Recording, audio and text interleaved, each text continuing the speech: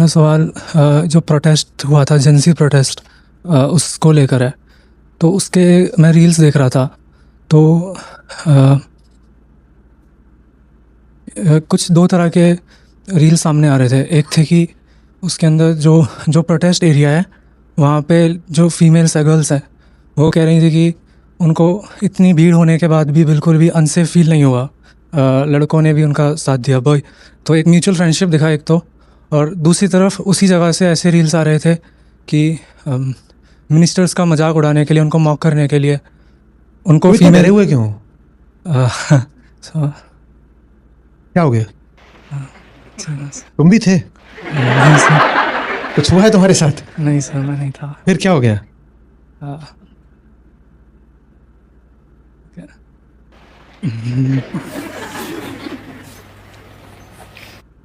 आचार्य जी, वो दो तरह के रील्स है कि एक में दिखाया जा रहा था कि वो विमेन एम्पावरमेंट हो रहा है, इतनी सारी भीड़ में भी लड़कियां खुल के बोल पा रही हैं।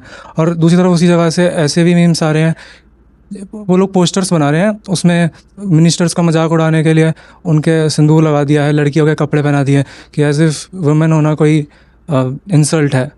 तो जेंजी खुद को प्रोग्रेसिव बोलता है, फिर उसी जगह से ऐसे रिग्रेसिव मीम्स क्यों आ रहे हैं? तुम दो चीज़ों में कॉन्ट्रडिक्शन दिखाना चाहते हो। किन दो चीज़ों में कॉन्ट्रडिक्शन दिखा रहे हो? तुम पहली चीज़ ये बोल रहे हो कि लड़कियां वहाँ सेफ थीं, चलो ये समझ में आया कि लड़कियों ने कहा वहाँ सेफ थे। तो अब इसका कॉन्ट्रडिक्शन तो तुम इस चीज़ से दिखाओगे ना कि लड़कियां अनसेफ थीं। और अनसेफ कहाँ थीं? कॉन्ट्रडिक्शन नहीं है वरना। अनसेफ की मतलब एक तरह से ये पहले मैं ये बोल रहा हूँ कि फेमिनिज्म है, उसको उनको एम्पावरमेंट मिल रहा है वुमेन को, फीमेल्स को। और दूसरे में लड़कियों का मजाक उड़ाया जा रहा है, ऐसा दिखाया जा रहा है कि वुमेन होना एक इंसल्ट है, कि मिनिस्टर्स को बोल रहे हैं कि बी अ मैन, उनकी डिमांड्स पूरी करो। ये बहुत साधारण बात है। ये तो इसमें इतनी गुत्थी क्या है कि ऐसे पूछ रहे हो? ये तो हर जगह ही होता है। इसमें मैं क्या बोलूँगा? ये बहुत रेलेवेंट क्वेश्चन है ही नहीं ना, इसमें मैं क्या बोल सकता हूँ? ये तो हर जगह ही हो रहा होता है ना। कि नहीं जानते हो कि जेंजी की बात नहीं है ये, जो जिसको आप पैट्रियार्की बोलते हो, वो कोई मेल थिंग थोड़ी होती है।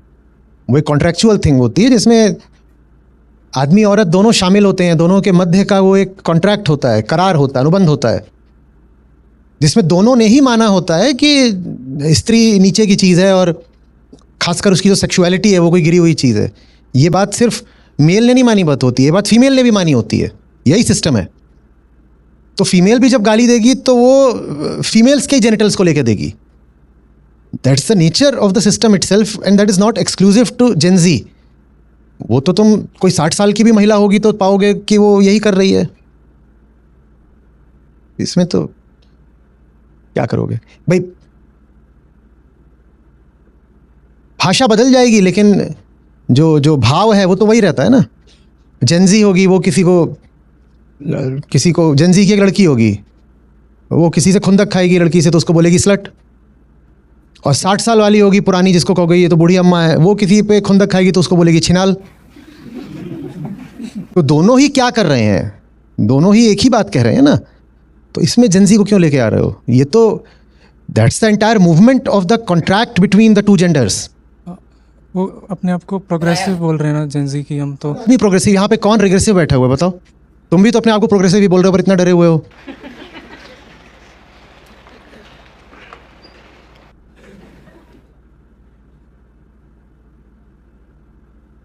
माइक हाथ में देने से पहले बीपी वगैरह देखा करिए, कहीं ऐसा ना हो कि पूछते पूछते ही वो। चलो भागो तुम। आचार्य जी, इसमें एक फॉलोअप था इसी प्रोटेस्ट को लेके। तो एक तो ये चल ही रहा है, और क्योंकि इसके बहुत रील्स हम सब ने भी देखे हैं, और अभी दो टाइप के रील्स चल रहे हैं कि एक प्रोटेस्ट का एक साइड दिखाया जा रहा है और एक प्रोटेस्ट का दूसरा साइड दिखाया जा रहा है, और इसे बहुत कंट्रास्ट के साथ दिखाया जा रहा है। तो शायद वो भी पूछना चाह रहा था कि एक ही साइड दोनों चीज़ कैसे कर रहा है। कहाँ गया ये रहा। तो एक और चीज़ जो उसी के संपर्क में देखने को मिली वो है फाउल लैंग्वेज, और इस पर बहुत अभी हीटेड डिबेट चल रहा है कि क्या जो मीम्स के थ्रू, जैसे हम मीम प्रोटेस्ट भी बोल रहे हैं अभी, तो बहुत सारा फाउल लैंग्वेज यूज़ किया गया है मीम्स में, ऑनलाइन वायरल जो हो रहे हैं, पोस्टर्स में, वहाँ पे भी, और किसी को भी नहीं छोड़ा है। तो एक जो क्वेश्चन ये है कि और जब जेंजी को ये पूछा जा रहा है तो जवाब कुछ ऐसा आ रहा है कि दिक्कत क्या है, कि हम भाई अच्छा काम कर रहे हैं और उसमें अगर हम अपनी बात रख रहे हैं तो व्हाट इज़ सो प्रॉब्लमेटिक। तो इसको कैसे समझा जाए, where does one draw the line, क्योंकि उस पर कुछ रिएक्शंस भी अभी आए हैं जो उस पर भी चल रहा है कि is the government reaction right on it और नॉट।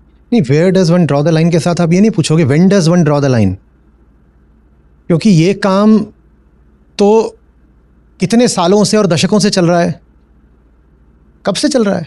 और इसमें फिर से कहूँगा कि इसमें कोई जनजी का ही कोई विशेष रोल नहीं है। जनजी से आगे वाले क्या कहलाते हैं? मिलेनियल्स।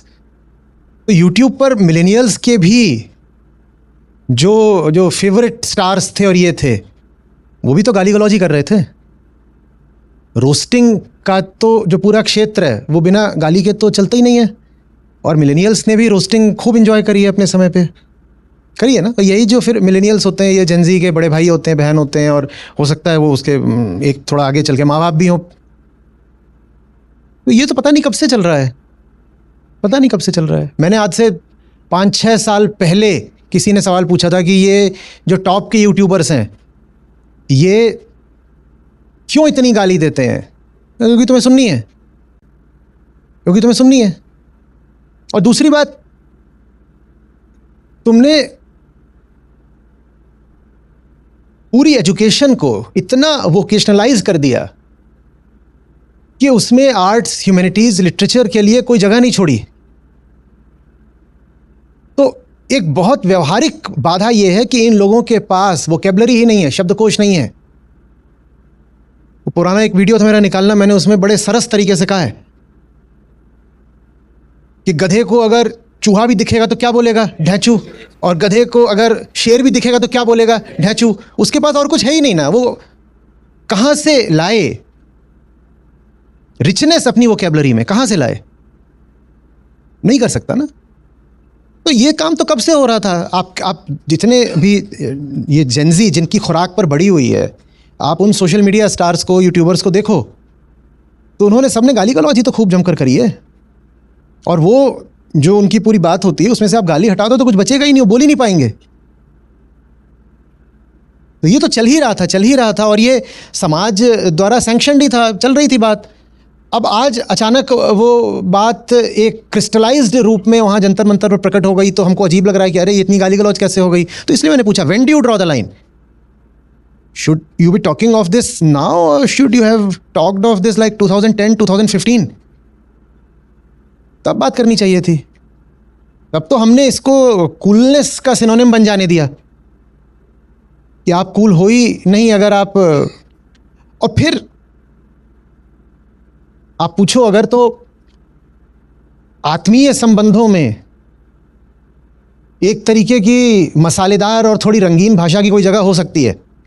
4 दोस्त एक साथ बैठे हैं और उसमें वो गाली गलौज कर रहे हैं, समझ में आ सकता है। उत्तर भारत में ऐसा भी चला है कि शादी ब्याह के मौक़ों पर गाली गाई भी जाती है, जानते हो आप ये? हाँ, बाकायदा गाली गाई जाती है। वो एक अलग बात होती है। पर गाली की रोटी खाना बिल्कुल अलग बात होती है। कि मैं यूट्यूबर हूँ, मैं गाली देता हूँ तभी व्यूज़ आते हैं और उसी की मैं रोटी खाता हूँ, तो गाली की रोटी खा रहा है, तेरी रोटी ही एक गाली है। वो एक अलग बात होती है और हमने उसको अलाउ करा। जो यहाँ पर खड़े हुए हैं 22-24 साल के, जब मैं बात कर रहा था तो वो 8वीं-10वीं के बच्चे थे। उस वक्त मैं बोल रहा था तो आपने बात को सुना नहीं, समझा नहीं। और मैं नहीं कह रहा था कि अरे इनको डिसिप्लिन करो और ये सब करो, वो मेरा तरीका है ही नहीं। मैं तो कह रहा था कि हम समझें कि ये पूरी बात जा किस दिशा में रही है, और हम समझें कि ये जो पूरा सोशल मीडिया एक्सप्लोजन है, इसमें किस किस्म के लोग बाहर निकल करके आ गए हैं। जो ये जेनजी है, ये बहुत हद तक सोशल मीडिया की पैदाइश है, चाहे वो लेफ्ट लीनिंग जेनजी हो या राइट लीनिंग जेनजी हो। और अभी भी उन्होंने वहाँ जो करा, उसके बेनिफिशियरी भी फिर वही सोशल मीडिया वाले हैं। जेनजी जिन सोशल मीडिया वालों का प्रोडक्ट है, जेनजी की हरकतें उन्हीं सोशल मीडिया वालों का पेचेक है। एक तो ये भी वीडियो आया था कि रील्स बना के कोई एक ही दिन में इतना अमीर हो गया कि आईफोन खरीद लिया, और वो रील फिर से वायरल हो गया था कि आईफोन खरीद। वायरल होता क्या अगर गाली ना दी होती? नहीं, मामला वायरल होता क्या अगर गाली ना दी होती? तो ये गाली भी इसलिए दी जा रही है क्योंकि उस गाली की ऑडियंस है, क्योंकि लोगों को गाली सुनने में मज़ा आता है। और देखो भाई, लोकतंत्र है, यहां जिस चीज में लोगों को मजा आ रहा होगा वो चीज चलेगी। तुम लोगों को बदले बिना ये नहीं कह सकते कि फलानी चीज चलाना बंद कर दो, वो चलेगी क्योंकि लोगों को चाहिए। जिसको जो चाहिए तुम उससे कैसे रोक सकते हो? डेमोक्रेसी है। लोगों को एक तरीके के नेता को वोट देना है, तुम उन्हें कैसे रोक सकते हो? देंगे वोट, उन्हें देना है।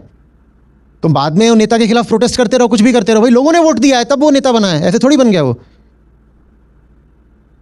गाली वाला वीडियो वायरल होता है, तुम कहते रहो अरे अरे अरे वीडियो वायरल है, वायरल है। भाई लोगों को देखना इसलिए वायरल हुआ है ना। वायरल माने क्या होता है? तुमने देखा, तुमने लाइक करा, तुमने शेयर करा, तुमने फॉरवर्ड करा, तो वो वायरल हुआ है। तो ये तो आपको इस समाज से ही पूछना पड़ेगा कि इसमें इतनी गहरी कुंठा क्यों है, इसमें इतना गहरा साइकोलॉजिकल डिस्टॉर्शन क्यों है, इसमें इतना फ्रस्ट्रेशन क्यों है, और इसकी इतनी इतनी लिटरेरी दुर्गति क्यों है, इसकी इतनी इलिटरेसी क्यों है कि इसके पास एक ढंग का शब्दकोश नहीं, वोकैबुलरी नहीं। इसे कुछ भी बोलना होता है तो ये यू नो लाइक सो, अरे भाई कारण ये है कि जिंदगी में ढंग की 4 किताबें भी नहीं पढ़ी हैं, तो लाइक करेंगे, लाइक ये वो, उसके बिना ये एक वाक्य नहीं पूरा कर सकते किसी भी भाषा में। बात ये नहीं है कि इनको हिंदी अंग्रेजी नहीं आते, इनको आप बोल दो कि तुम साइन लैंग्वेज में कर दो, ये वो भी ना कर पाए। आप इनको कहोगे माइम करो, माइम में भी गाली दे देगा वो। ये जो है ये उसकी लिटरेरी पॉवर्टी है, और वो जुड़ जाती है साइकोलॉजिकल फ्रस्ट्रेशन के साथ। तो नतीजा ये आता है कि गाली दे रहे हैं। फिर जब गाली के प्रकार, गाली के स्वरूप, गाली के स्ट्रक्चर की बात आती है तो उसमें जो जेंडर कॉन्ट्रैक्ट है वो एक्टिवेट हो जाता है। ठीक है, कि क्या है दुनिया में सबसे जो गिरी हुई चीज़ है और जो सबसे फ्रस्ट्रेटिंग चीज़ है जो हर आदमी को चाहिए और मिल नहीं रही है, और ये है वो है, वो क्या है? जेनिटल है। वो भी स्पेशली किसका जेनिटल है? महिलाओं का, बंदों का भी। ऐसा नहीं है कि उनके जेनिटल्स को लेकर गाली नहीं दी जाती, पर जिस चीज़ को लेकर सबसे ज़्यादा कुंठा है वो है महिलाओं के यौनांग। तो मुंह खोला और बोला, वही चल रहा है। और इतनी साइकोलॉजिकल लिटरेसी लड़कियों में नहीं कि उनको समझ में आए कि ये सब क्या हो रहा है, तो वो भी कूल बनने के चक्कर में वो अपने ही जेंडर को गाली दे रही होती हैं। और ये आज से नहीं चल रहा, ये मुद्दा आज नहीं उठना चाहिए कि जंतर मंतर पे कुछ खास हो गया। ये चल रहा है 10 सालों से, और तब हमें इस पर कोई आपत्ति नहीं हो रही थी। आज जब थोड़ा विस्फोट सा हो गया है तो हम कह रहे हैं कि अरे ये क्या हो गया। भाई वो कैसे, कोई उसे फ्रस्ट्रेशन हो रहा है, वो कैसे अपनी बात को जाहिर करे? कैसे? मान लो उसका लव अफेयर था, वहां उसको लात पड़ गई। अब वो इसको कैसे अपने दोस्तों के सामने आकर के बताए? कैसे? अब एक तरीका ये है कि उसने साहित्य पढ़ा है तो उसने आकर के गालिब को कोट कर दिया। इश्क में और रोने से बेबाक हो गए, धोए गए कुछ ऐसे कि बस पाक हो गए। उसने कुछ नहीं पढ़ा, गालिब बोलेगा हाँ उसे नहीं पता, तो आके बोलेगा man that bitch just screwed me. उसके बाद यही है, उसके बाद गालिब नहीं है तो बोलेगा दैट बिच जस्ट स्क्रूड मी, यही है वो कैसे बोले, क्या करे? और आप उससे शब्द भी छीन लोगे तो फिर वो अपने हाथ पांव का इस्तेमाल करके इशारे करेगा, किसी ना किसी भाषा में तो व्यक्त करेगा ना जो उसके भीतर है। साहित्य की भाषा उसके पास है नहीं। क्यों? क्योंकि हमें बच्चों को डॉक्टर और इंजीनियर बनाना है, तो वो 10वीं पास करता नहीं है कि आप बोल देते हो ये तुम इंग्लिश हिंदी इनकी लिटरेचर की किताबें क्यों पढ़ रहे हो, भले ही वो उसके बोर्ड के सिलेबस में हो तो भी नहीं पढ़ता। कहते अपने तो हिंदी इंग्लिश या जो भी तुम्हारे सब्जेक्ट्स हैं इसमें बस 60 लेके पास हो जाना, असली चीज़ तो PCMB है। तो उसके पास लैंग्वेज नहीं है भाई, और ना ही उसके पास साइकोलॉजिकल इंसाइट है। हाँ, उसके पास बहुत सारा फ्रस्ट्रेशन ज़रूर है, तो उस फ्रस्ट्रेशन को वो यही सब अपना गाली गलौज करके वो उछालता रहता है।